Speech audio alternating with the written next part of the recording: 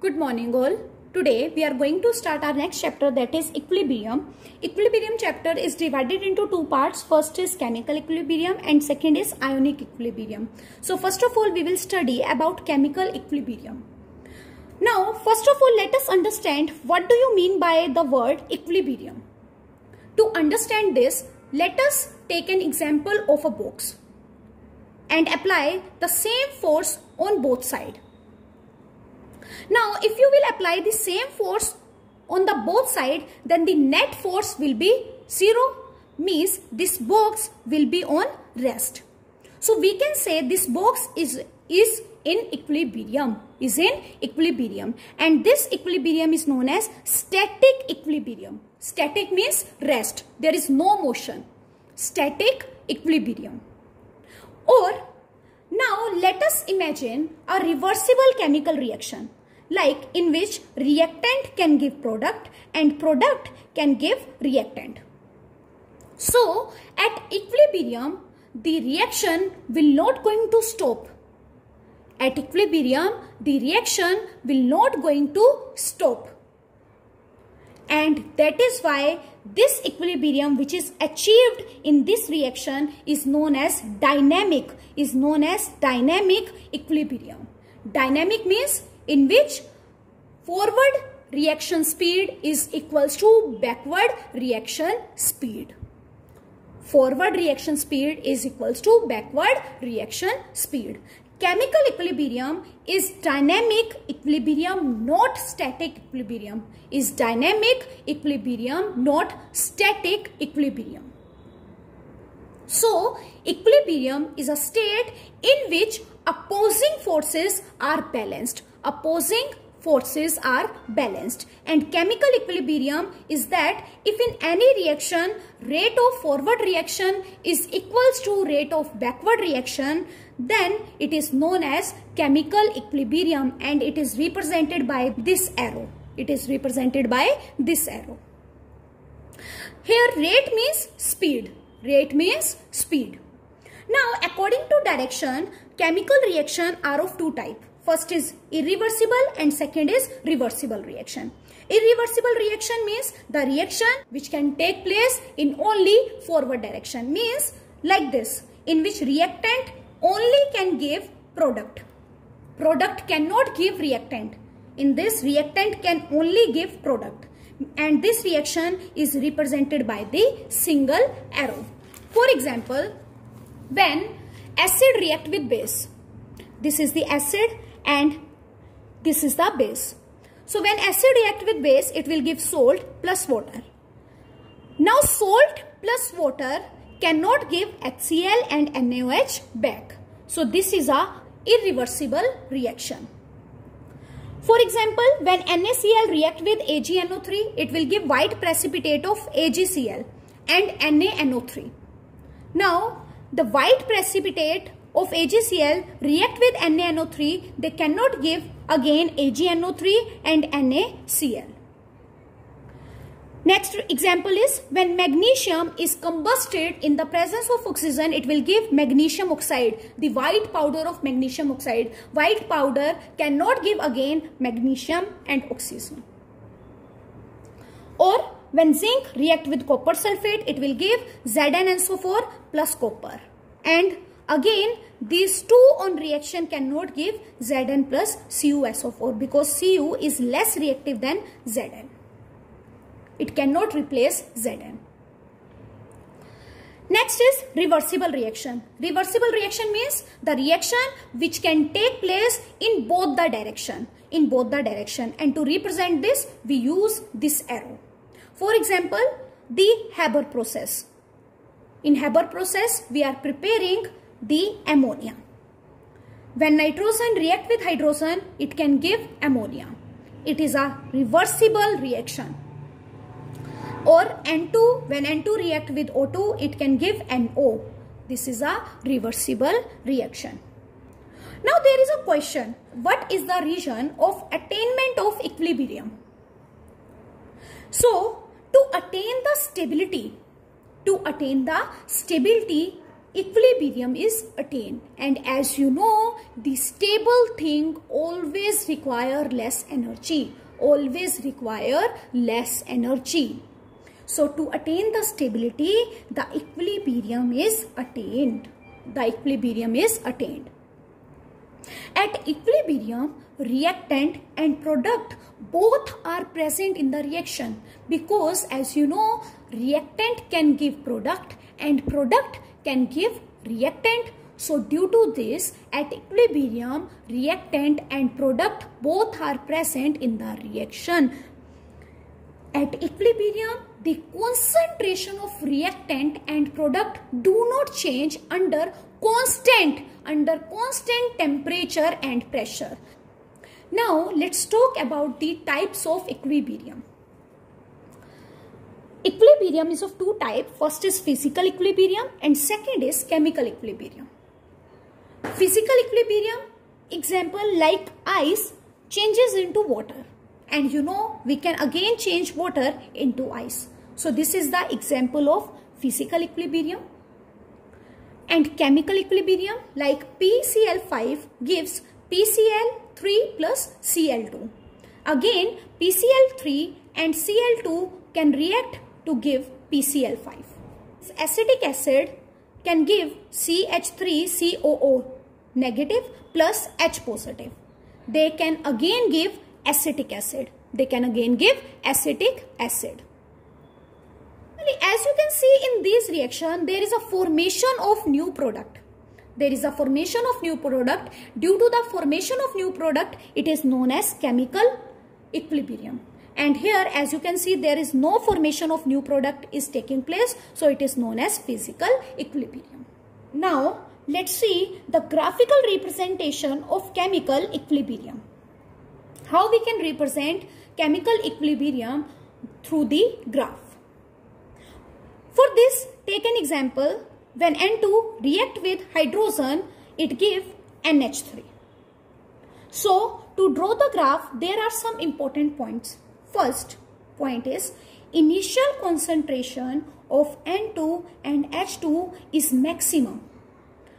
Initial concentration of N2 and H2 is maximum, whereas the initial concentration of the product, that is NH3, is 0 because reaction has not been started. Initially, you were having only the reactant. So, initial concentration of reactant is maximum. So, I have shown it at this point. And the initial concentration of NH3 is 0. So, I have shown it to this point. Now, the second point is the concentration of ammonia increases as the reactant start reacting. As the reactant will start reacting, the product will start forming. So, the concentration of product will increase, whereas the concentration of reactant will decrease. So, as the reaction will start, the concentration of reactant will decrease and the concentration of product will increase.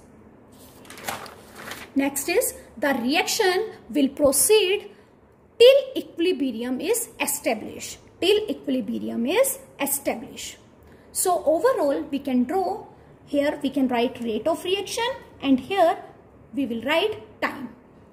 So this is the forward reaction and this is the backward reaction, and this point is known as equilibrium point. Equilibrium point. Now there is a question, is it necessary that the curve should meet at the midpoint? No, the answer is no. It depends upon the speed of reaction.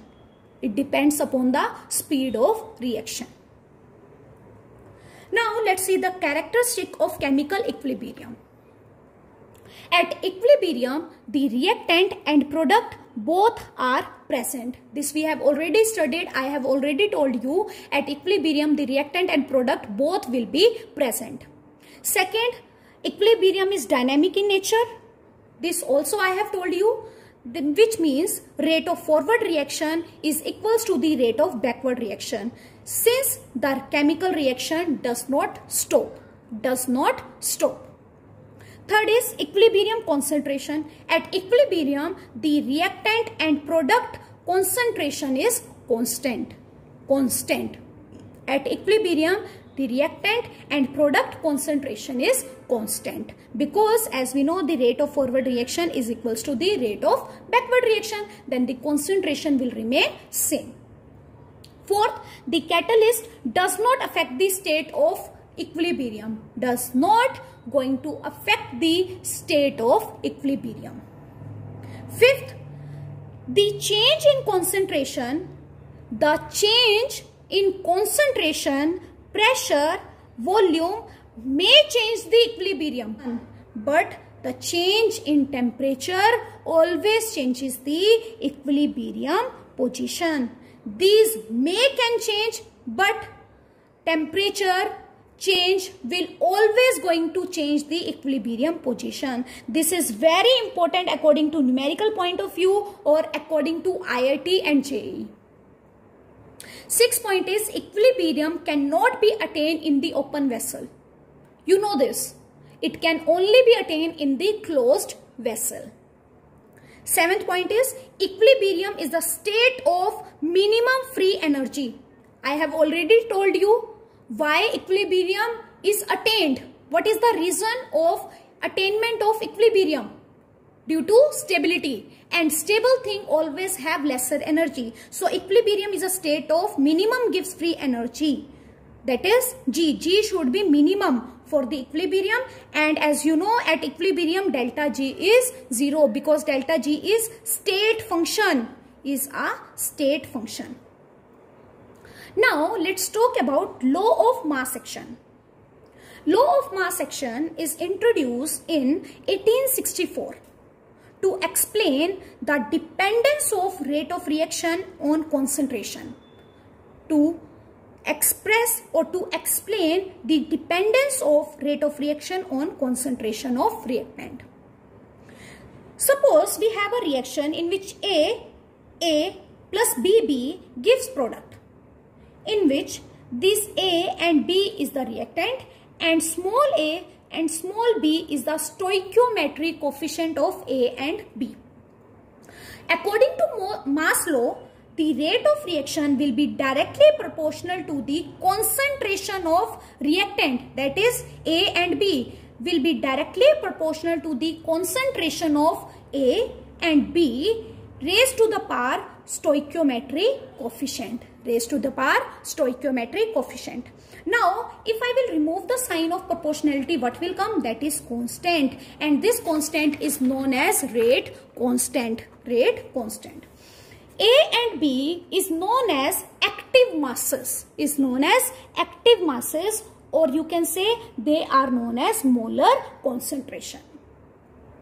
In case of gas, the active masses will be equals to the concentration of the gas. Or you can take pressure of that gas. Because as we know, pressure is directly proportional to the concentration according to PV is equals to nRT equation. And for solid, the active masses we have to take 1. And for liquid, if liquid is dissolving in liquid, if liquid is reacting with the liquid, then we have to take the concentration. Whatever concentration is given to you, we have to take that. But if the liquid is interacting with gas or solid, then we have to take 1. Active masses of liquid will be 1 if it is interacting with the gas and solid. Now, let's see the statement that was given for the law of mass action. The rate of chemical reaction is directly proportional to the product of active masses of reactant with each active mass term raised to the power stoichiometric coefficient, in the balanced chemical equation. Consider we have a chemical reaction in which AA plus BB gives CC plus DD, where A, B, C and D, they all are stoichiometric coefficient of capital A, capital B, capital C and capital D. Now let's see the rate of forward reaction, that is in which AA plus BB gives product. So according to law of mass action, then what I will write? Rate of forward reaction is directly proportional to active masses of A and B, that is concentration of A and B raised to the power stoichiometry coefficient. Now let's remove the sign of proportionality. Then what will come? That is constant. And constant which I have used for the forward reaction, it is Kf, that is rate constant for the forward reaction. Now let's write the rate for the backward reaction. For the backward reaction, these will act as a reactant and this will act as a product. That is Cc plus Dd gives product. Now according to law of mass action, rate of backward reaction will be directly proportional to the concentration of C into concentration of D raised to the power C and D. Now if I will remove the sign of proportionality, what will come? That is constant. And constant is Kb. Kb, concentration of C raised to the power C, concentration of D raised to the power D. Now as we know, at equilibrium, rate of forward reaction is equals to rate of backward reaction. So we can write that Kf, concentration of A raised to the power A, concentration of B raised to the power B is equals to Kb, concentration of C raised to the power C, concentration of D raised to the power D. Now, if I want to find the ratio of Kf upon Kb, then we will get that concentration of C raised to the power C, concentration of D raised to the power D upon concentration of A raised to the power A, concentration of B raised to the power B. That is product raised to the power stoichiometry coefficient upon reactant raised to the power stoichiometry coefficient. This Kf upon Kb is equals to K, or you can say Kc, or you can say Kc. Why I am using here Kc? C means concentration, because we are using here concentration terms. And this K or Kc is known as equilibrium constant, and this law is known as law of chemical equilibrium, Now let's talk about the unit of K, or you can say Kc. As we know, concentration unit is mole per decimeter cube, or you can say mole per liter. Now this is concentration, this is also concentration, this is also concentration, and this is also concentration. So the unit of concentration of C will be mole per liter raised to the power C. Concentration of D will be mole per liter raised to the power D. Concentration of A unit will be mole per liter A, and the unit of concentration of B will be mole per liter raised to the power B. Now as you can see, bases are same, power to be added, so it will be C plus D, and at down it will be A plus B. Now the bases are same and it is present in the division form, so it will be mole per liter C plus D minus A plus B, Now C plus D minus A plus B is known as delta Ng, that is number of moles in gaseous state of product minus number of moles of gaseous state of reactant. Now let's see the example. We have a reaction N2 react with hydrogen, it gives NH3. Now if I want to write Kc for this reaction, that is equilibrium constant for this reaction, then it will be product raised to the power stoichiometric coefficient upon reactant raised to the power stoichiometric coefficient. So the product is NH3, concentration of NH3 raised to the power 2, that is stoichiometric coefficient.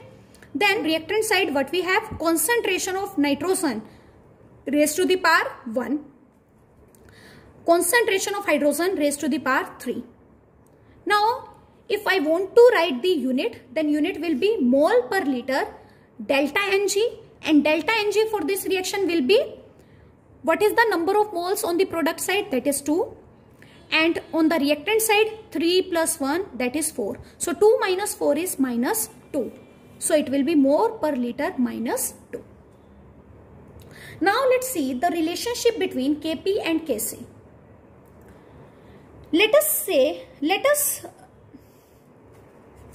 For this, let us take a reaction in which AA plus BB gives CC plus DD. It is a reversible reaction. So if I want to write Kc for this reaction, then it will be concentration of C raised to the power C, concentration of D raised to the power D upon concentration of A raised to the power A, concentration of B raised to the power B. Concentration B I can write with the capital C, and this I can write concentration of C raised to the power C, concentration of D raised to the power D, concentration of A raised to the power A, concentration of B raised to the power B. If A, B, C and D are gaseous, then we can write this equation in the form of pressure also. This is the rate constant when we are using concentration, and this is the rate constant when we are using pressure. So for this reaction, Kp will be equals to P C raised to the power C, P D raised to the power D, P A raised to the power A, P B raised to the power B, where P is a pressure. Now as we know, PV is equals to nRT. So P is equals to N upon VRT. Now N upon V is concentration. Number of moles upon volume is concentration. So according to this, PA is CART, PB is CBRT, PC is CCRT and PD is CDRT. Now let's put these all values in this equation. PC value is CCRT raised to the power C. PD value is CDRT raised to the power D. PA value is CART raised to the power A. PB value is CBRT raised to the power B. Now we can write this CC raised to the power C, RTC, CD raised to the power D, RTD, CA raised to the power A, RTA, CB raised to the power B, RTB. Now let's take RT common. So if we will take RT common, then bases are same, power to be added. So it will be RT C plus D, and at down it will be RT A plus B. And what is left? CC raised to the power C, CD raised to the power D, CA raised to the power A, CB raised to the power B. Now as we know, this value is equals to Kc. So in place of this we can write Kc. So Kp is equals to Kc RT C plus D minus A plus B, and you know C plus D minus A plus B is equals to delta Ng. So Kp is equals to Kc RT delta Ng. This is the relationship between Kp and Kc. I hope you have understood today's topic. So that's all for today. Have a nice day ahead.